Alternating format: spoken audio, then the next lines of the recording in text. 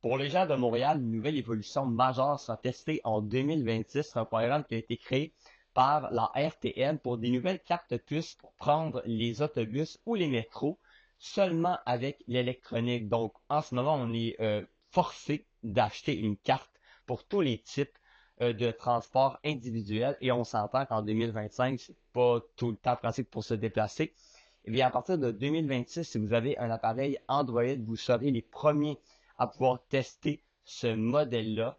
On s'entend que c'est révolutionnaire et on s'entend qu'on s'en va dans la société vers un mode où tout va devenir électronique, autant l'argent. Et ce programme-là a coûté 146 millions de dollars. Donc, c'est quand même un programme qui a coûté un certain investissement pour développer ça. Et là, vous allez me dire pourquoi on développe seulement Android avant Apple. C'est pas qu'Apple l'aura pas. C'est seulement qu'Android sera le premier à le tester et c'est moins compliqué pour cette compagnie-là, faire des tests en premier, un peu moins de problèmes de logistique. Mais dès que le programme sera adapté et fiable et que ça prouve que ça marche bien, vous inquiétez pas, iPhone et Apple l'auront dès 2026, mais Android seront les premiers à l'avoir. Et pour l'instant, c'est surtout Montréal d'ailleurs qui sera avantagé par rapport à ça. Les villes comme Québec ou autres l'auront très probablement plus tard, mais ça montre quand même que des tests sont faits. On a l'idéologie de base, puis ça va être beaucoup plus pratique pour tout le monde avec seulement ton téléphone de contrôler les achats, tu vas pouvoir, puis même quand on va arriver dans un autobus, ça va être beaucoup plus rapide, tu vas qu'avoir à scanner au lieu de sortir ta carte. Donc moi je suis honnêtement très d'accord avec ça. Je pense qu'on est rendu là. Et puis j'en parle souvent que 2026, c'est une année très charnière, on va dire, en technologie, en termes d'évolution numérique dans le streaming, dans les évolutions. Je pense que c'est une autre preuve que 2026 sera une année chargée en évolution. On retrouvait un peu de nostalgie en fin de semaine avec le Canadien de Montréal qui retrouvait l'Avalanche du Colorado, mais l'Avalanche qui portait un chandail des anciens Nordiques avant leur déménagement à Denver. On sait que l'Avalanche était une équipe qui était forte, que c'est la meilleure équipe dans la Ligue nationale. Ben, je peux vous dire que le déroulement du match n'a pas fait exception au début de la saison, une victoire sans équivoque de l'Avalanche. Nathan McKinnon a été en feu. Le Canadien qui était un peu lent, je trouvais, dans l'exécution. On avait gagné à Las Vegas vendredi.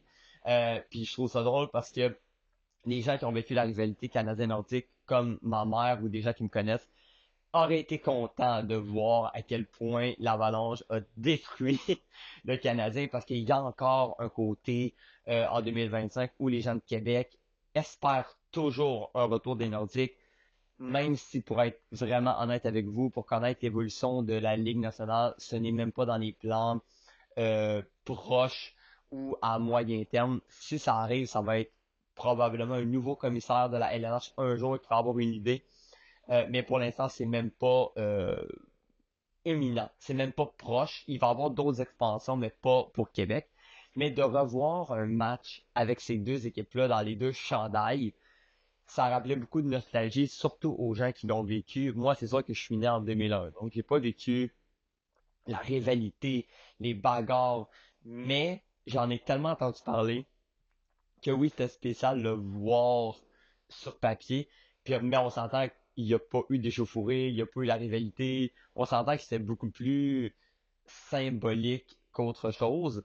Puis on s'entend que l'Avalanche et les Nordiques de l'époque sont plus du tout dans le même contexte, autant en termes de talent qu'en termes de jeu. Mais je trouve ça bien que la LNH ait des initiatives comme ça, une fois de temps en temps.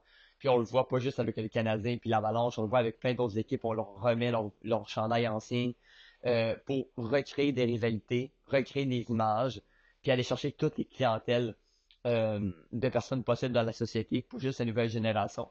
Donc ça, c'est très bien. Je pense que la LNH va continuer avec les années à avoir des initiatives de ce style-là. Hier, c'était le Grand Prix de Formule 1 du Qatar, une course acharnée entre trois pilotes, Max Verstappen, Oscar Piastri et Lando Norris, deux de McLaren d'ailleurs. Et pour Verstappen, on sait il était en retard vraiment dans la saison. À un moment donné, je me disais, ah, c'est fini, McLaren va l'emporter, c'est sûr. Et Verstappen, évidemment, après des championnats consécutifs, n'abandonne jamais. Et il est remonté au classement avec une voiture pourtant qui n'est pas à la hauteur. Et hier, il a encore une fois remporté la course devant un Lando Norris en difficulté en termes stratégiques. Et Oscar Piastri qui a bien fait hier, mais n'a pas été suffisant pour dépasser Red Bull. Et là, ce que ça fait, c'est que pour la première fois depuis 2010, le championnat des pilotes va se décider à la toute dernière course la semaine prochaine à Abu Dhabi. La dernière fois que c'était arrivé, c'était une bataille entre Sebastian Vettel et Lewis Hamilton, entre autres. Et parlant de Lewis Hamilton, ben, sa saison de misère s'est poursuivie hier avec Ferrari. Et on sent que la tension continue à monter avec Hamilton qui fait de plus en plus de commentaires sur son insatisfaction. Sincèrement, ça va être vraiment assez pour 2026 comment cette histoire-là va évoluer. Mais clairement qu'on n'a pas fini d'en entendre parler. Mais pour le monde du sport et la Formule 1, que le scénario se décide au dernier Grand Prix de la saison, c'est parfait pour tout le monde, autant les fans que l'industrie que la télévision.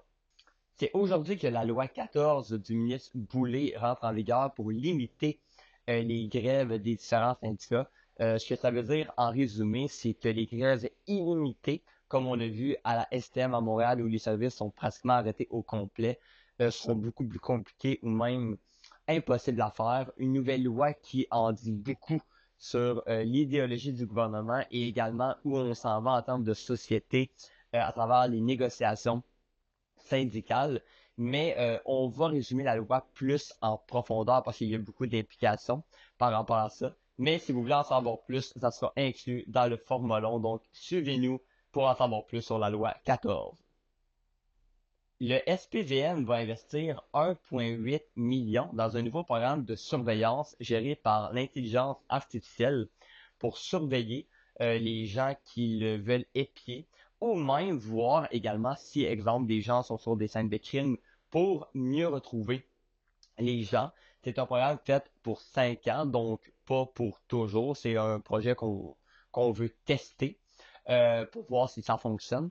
Je trouve l'idée intéressante parce qu'on sait qu'on a des manques de personnel dans les forces de l'ordre présentement. Donc, de mettre les outils à la disposition de la police pour essayer de trouver les gens, d'avoir plus de personnel, mais peut-être justement par l'intelligence artificielle. Je trouve que c'est une très bonne chose. Et en bout de ligne, si ça peut bénéficier au maintien de la sécurité, ben pourquoi pas. La seule question, c'est ça. Est-ce qu'on va avoir un contrôle sur qui on surveille, qui j'imagine qu'on peut programmer tout ça en conséquence. Mais j'aime l'idéologie de base, j'aime où on s'en va par rapport à ça. Et je pense que de plus en plus, on ne sera pas le seul pays ou province à avoir ces idées-là parce qu'on a de plus en plus de personnes à surveiller.